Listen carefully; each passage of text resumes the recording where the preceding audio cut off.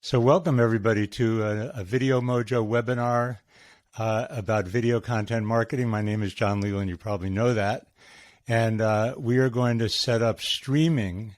We're doing, as always, both with Video Mojo and kind of, I guess, my life in general, we're doing experiments. There's a lot new that I could talk about.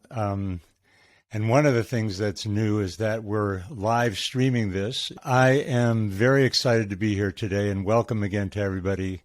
Video first content marketing is kind of my term that I came up with in order to express this new era of video marketing. So we're going to talk about content marketing, we're going to talk about video marketing, and we're going to talk about kind of the leading edge of where I see this going as a strategy that can both humanize and improve the impact of your marketing by being more human and leveraging the amazing power of video. So, no BS.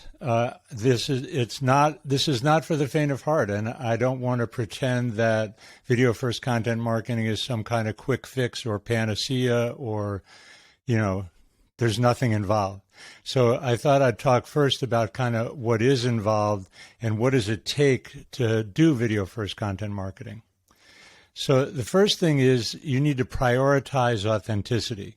So I'm going to do my best to be real, like I said, no BS, and talk about what does it really take. That's an example of me doing my best to be authentic. And I think that what works in today's video marketplace is being yourself, being authentic, being for real.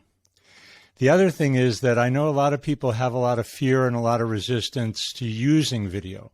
So no BS, you got to get over that fear. You're going to have to be willing to relate to the camera, to shoot video, to not make great videos when you start out, but to keep going and iterating and learning. And that's the next thing is that, video marketing in particular is a practice. It requires learning, it requires experimentation, very much like learning a musical instrument or learning to play a sport. It doesn't happen right away. So it takes practice, it takes experimentation. And then the last thing is that you need to dedicate some resources. Video is easier and more cost-effective than it's ever been before by a mile. But it does take time, and either it's going to take a whole bunch of your time or some of your time for sure if you're the principal of whatever organization you're with, and probably you'll need to bring in some other resources. So why am I talking about content marketing? Not everybody may be familiar with content marketing in particular. It's a very, I would say, sophisticated way to build relationships. So let's do a little bit of Internet Marketing 101. These are some concentric circles that I talk about when I talk about audiences. And it's really important when you put yourself into the marketplace that you have some awareness of these different levels of relationship, right? You have your core tribe, you have those who may be casually connected, know who you are, but maybe have never really engaged with you. And then at the outer circle, there are people who have never heard of you. And so when you're speaking in marketing, when you're doing video first content marketing, for example, you need to think about it. And it plays out in really concrete ways. And this is the chart that shows that. Let me put this full screen for you because there's a lot here. It's a multi-touch process when you start to engage these different audiences. As I've got the same concentric circles here, but at the top of the funnel, this is, the arrows would represent a funnel. You've got the ability to attract and bring people in, and then you can maybe get them to subscribe to your email list, get them to subscribe or follow you on YouTube or on TikTok or on some other social media, then with a multi-touch process. And that's really the key here. The multi-touch process helps you understand that, or helps the audience understand who you are and get to know you and to trust you. And that's really the big deal. It's not one and done. It's not, like going out on a date and then asking somebody to marry you, right? It's a process of getting to know each other. And that also happens with marketing. Now, video enables people to get to know you probably better than they ever could just from photographs or writing. So it has the ability to really kind of, if you will, supercharge this multi-touch process.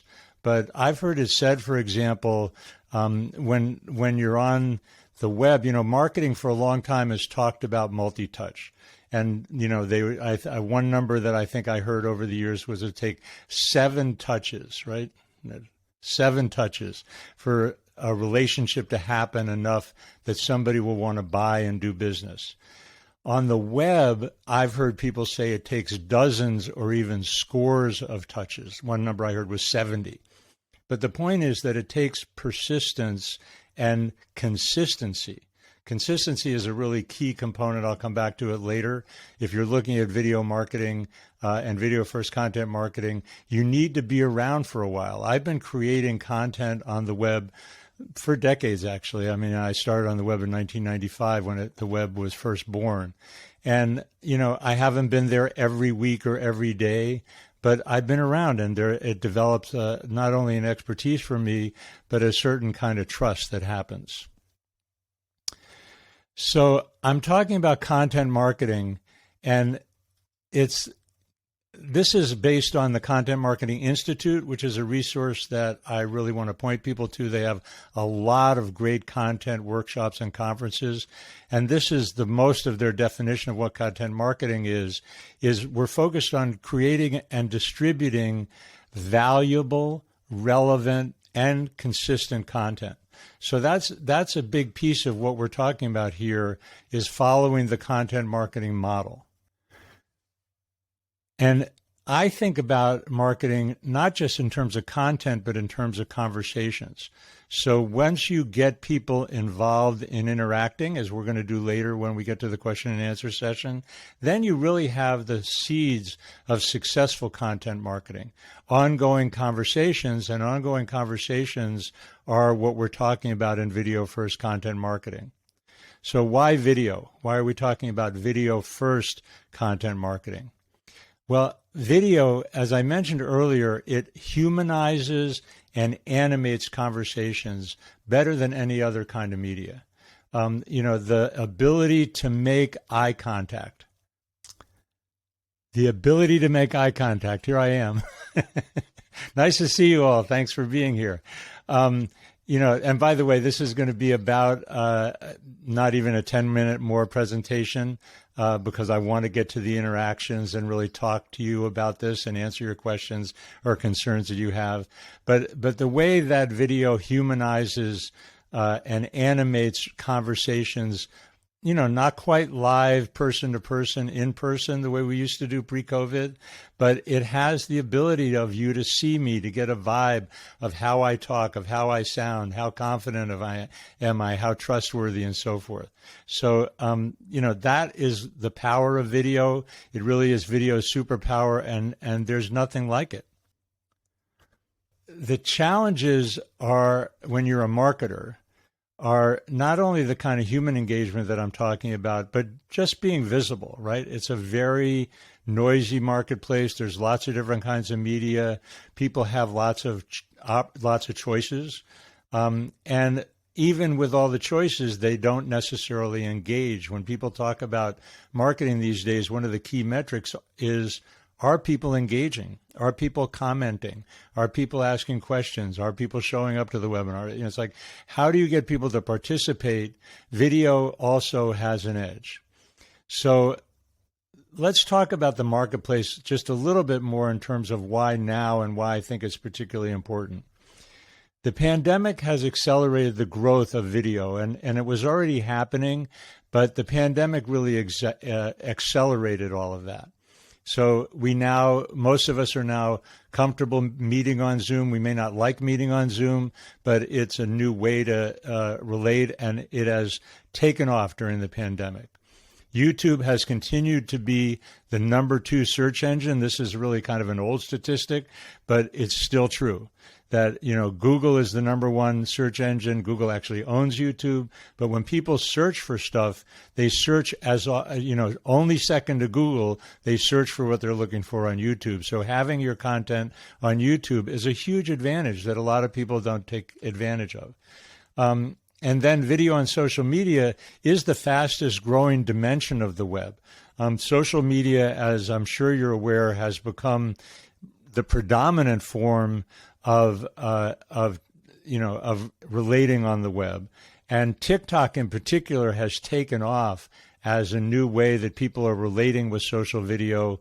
I have actually a whole workshop on my website about why I think TikTok is important for business, so I won't get into that right now. But it's exploding. It's arguably the new YouTube. There's actually more minutes of video watched per user on TikTok already than there is on YouTube. So another thing that underscores the fact that conversation-based content is exploding is the number of podcasts that are coming out each year. I actually have an update on this chart, but the chart shows 850,000 new podcasts in 2020. And I looked up just yesterday that Spotify says in 2021, it had 1.2 million new podcasts.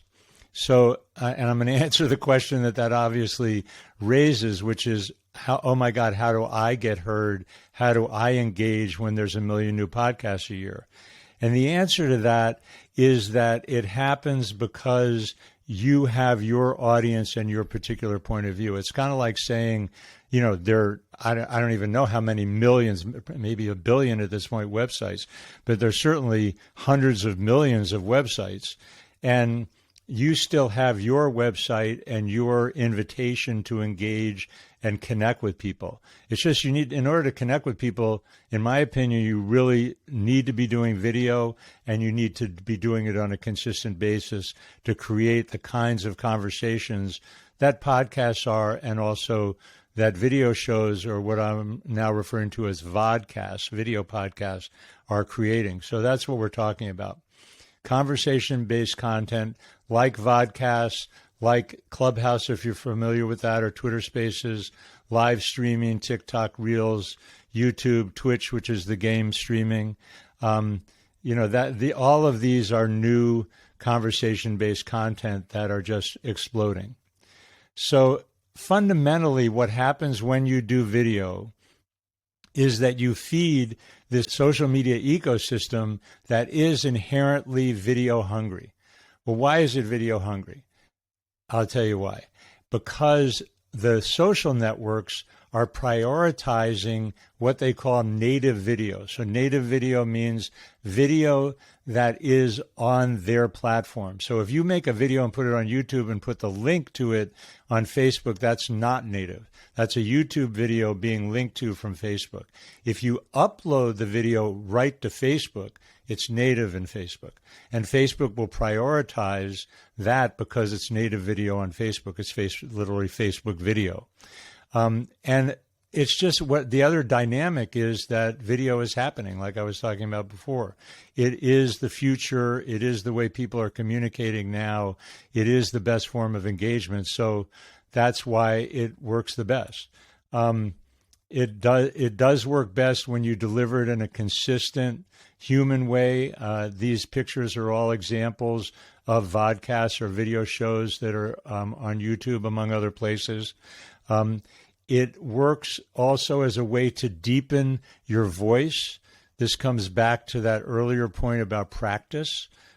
You show up, you articulate your message, you talk about who you are, you talk about the value of what you have to offer and how you want to serve, and your ability to describe how you're of service gets better. That's my personal experience. It gets better and better the more that I do this kind of stuff.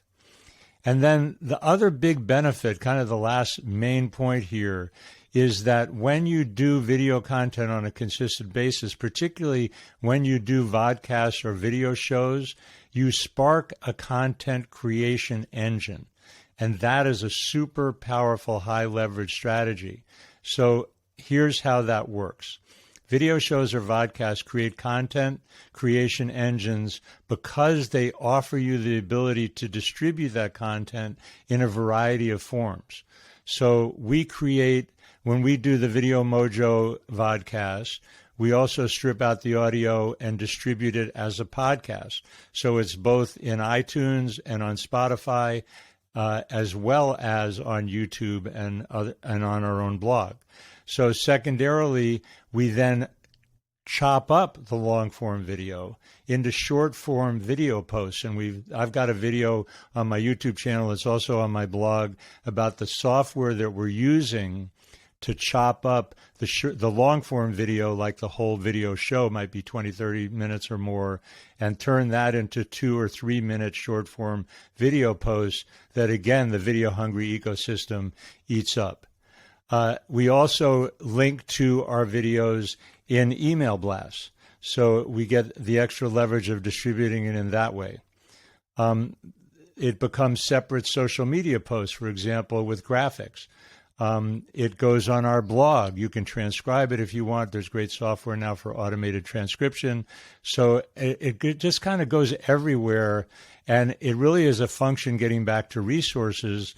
How much content do you want to create out of having that original, meaningful conversation that you had in the long form vodcast or video show? So bottom line benefits: we get to leverage our humanity in a way that's visually engaging. We capitalize on social media's preference for prioritizing video.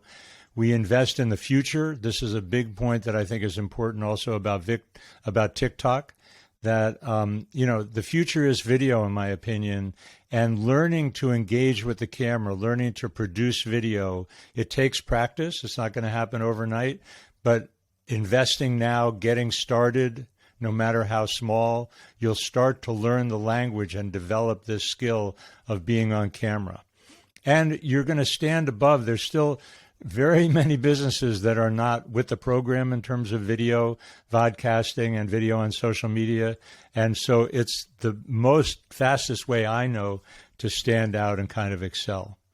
So, when we do it, just to give you a sense of perspective of what it takes, and I'm open to questions, in order to develop a vodcast, we first do a premise development and strategic consulting. We then produce a vodcast show, a video show, usually twice a month. The frequency, obviously, these are just, like I said, a sample package of what it takes to kind of go full bore.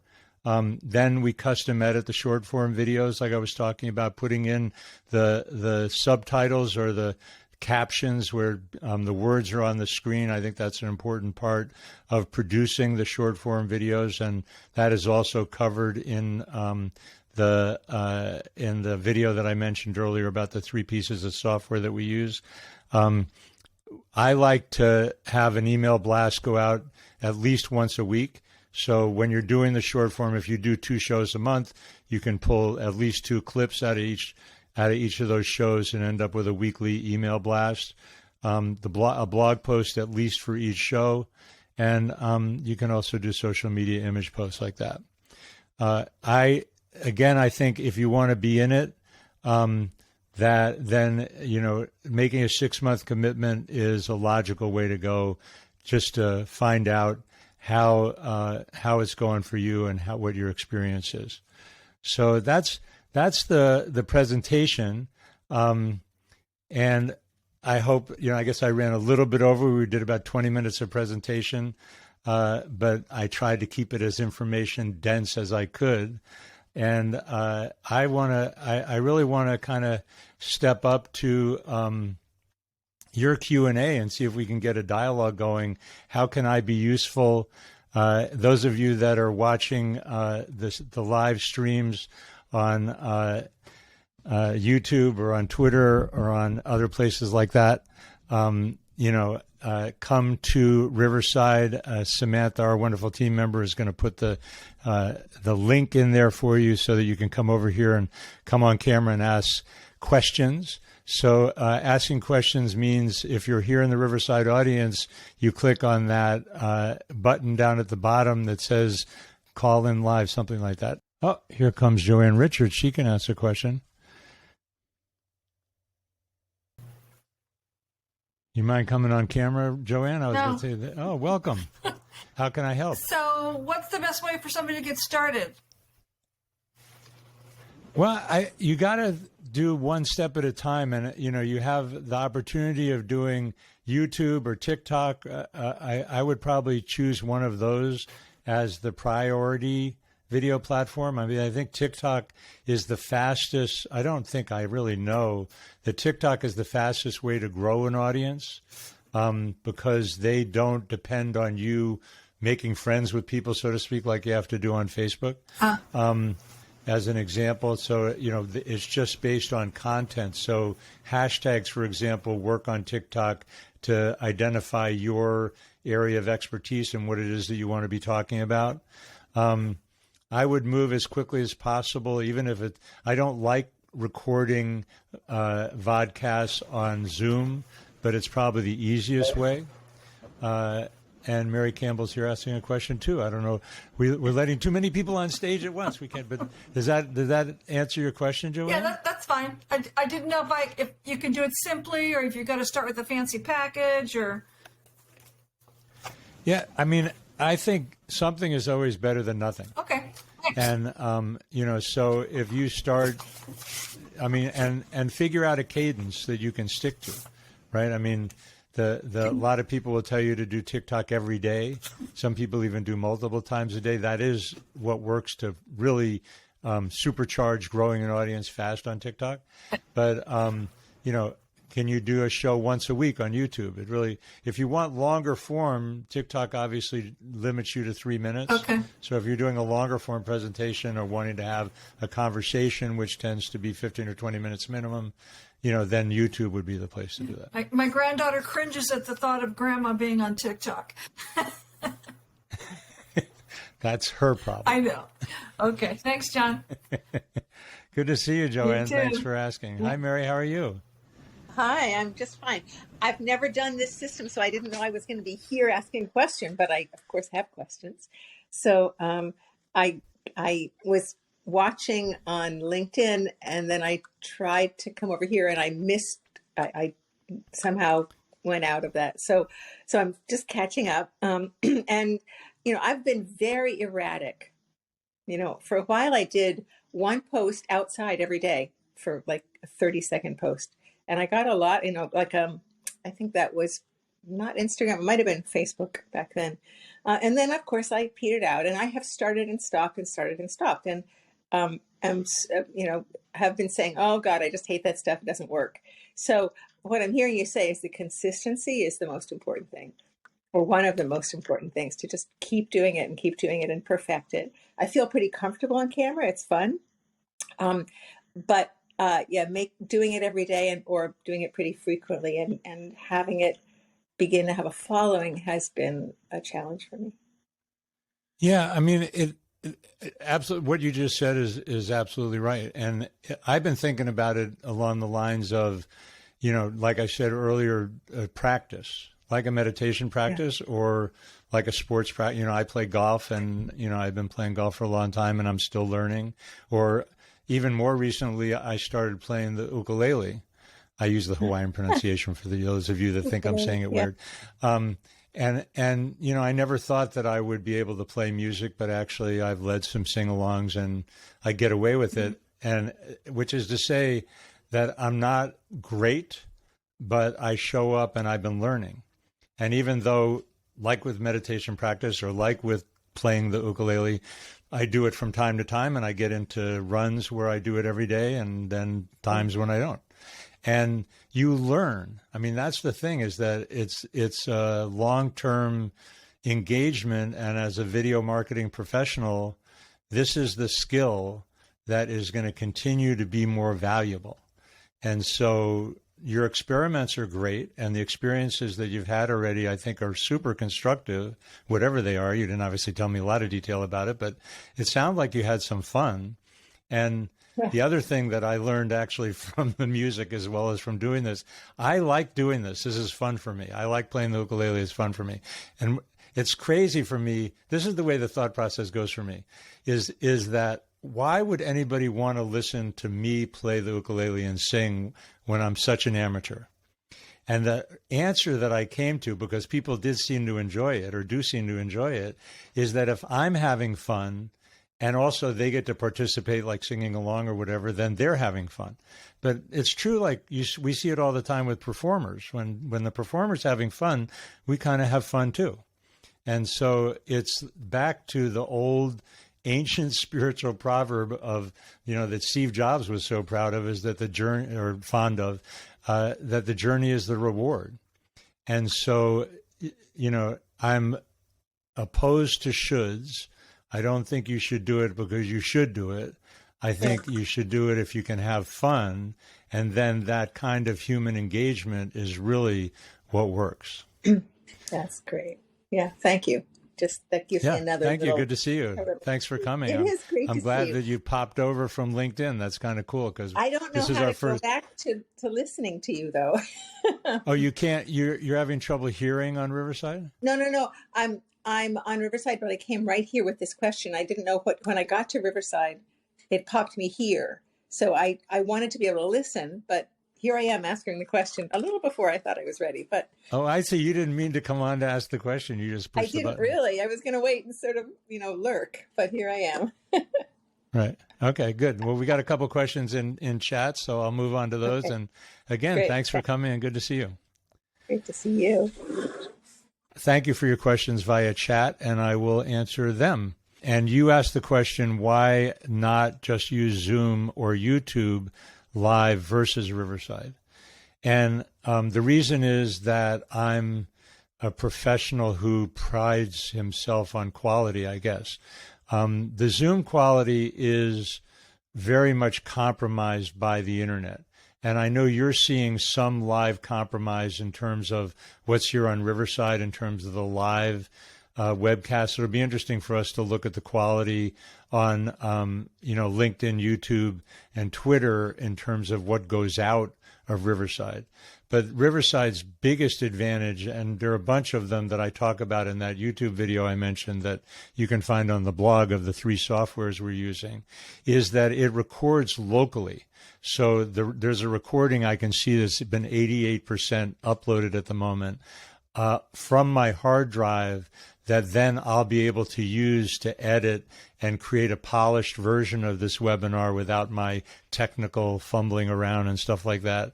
That'll be much better quality. And of course, because that edited version of the recording lives on the web for a long time, ultimately more people will see it. So I am making a compromise, and you make a good point in terms of the quality of the live stream, particularly in Riverside. For those of you who are participating in the audience in Riverside, I think it's less so in streaming, but the advantage is that I get a really nice quality recording, and then it has features on the back end that they call the magic editor, that when I'm recording a conversation side by side, it automatically formats it for me with color background and a bunch of other stuff. They're a good company, and the software keeps getting better. So that's why I hope that answers your question. And Stephen asked, does it make sense to use a separate cell phone for TikTok? I understand they require access to your photos and video library. Yeah, TikTok, it's a mixed bag, but they don't require, for uploading, they require you to have a mobile phone. And there are advantages, although they're not like deal-breaking advantages, to producing in the app, in the TikTok app itself, which is very mobile-oriented. So the fastest way, certainly, to experiment with TikTok is to use a smartphone to record in TikTok and post from TikTok. If you're going to record, for example, on an iPhone in your camera app and edit, like I sometimes will shoot with a number of cameras and then add the subtitles myself because the TikTok subtitles are really teeny and I like having nice graphic subtitles. Then, yes, I have to transfer it to my phone and upload. I imagine that may change over time, but at the moment, the TikTok app is very mobile smartphone oriented. Yeah, I hope this is useful. We will, like I said, edit the production.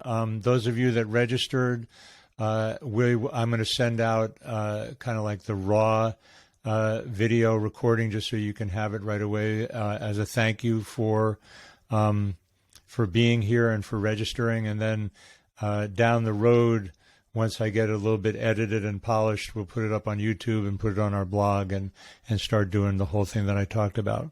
Do I see TikTok feeds as podcasts? That's another question from Stephen. Thank you. So no, podcasts I see as longer form. TikToks are maximum of 3 minutes. One of the things that TikTok is being used for, and not everybody knows this, is what's called podcast discovery.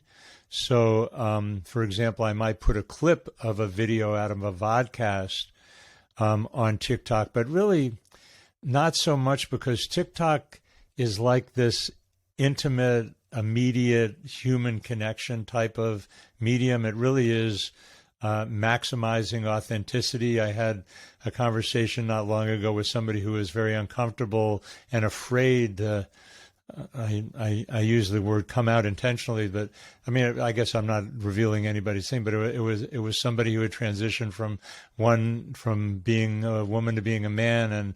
And, he was really concerned about his voice and being on video. And I said, authenticity rules. Tell the truth, be yourself, people will love you. That's kind of medium that TikTok is. It's really talk to the camera, be real with people, but it's short form. Podcasts tend to be more longer form conversations. So they're more oriented towards YouTube and social media. Anyway, thank you everybody who's here. Whether you're watching on one of those streaming platforms or here inside the Riverside virtual studio, I'm really grateful for your kind attention, and I love being useful. I love hearing your feedback, negative, positive, whatever, about what worked and what didn't work and what you'd like to hear more of in particular, how I can be of service, and what kind of questions you would like answered. I'll share one thing just kind of about my process. So I've been doing education around internet marketing now for a long time. I don't know, 20 years or whatever. I wrote a book about 10 years ago called Internet Marketing, 8 Key Concepts Every Business Must Know, and have done keynotes and workshops and webinars like this, and the Video Mojo vodcast now. I think we've done 48 episodes of Video Mojo in one form or another. And, I think about courses and I think about curriculum, because there's lots of things that I talked about today which we could drill down more deeply into, from fear of video to, the technicalities and software and so forth. So I'm interested in what you would like to know about and what would be useful. And last call for questions in the chat or in video, or otherwise I think we'll call it a successful webinar. Successful in large part because you were here.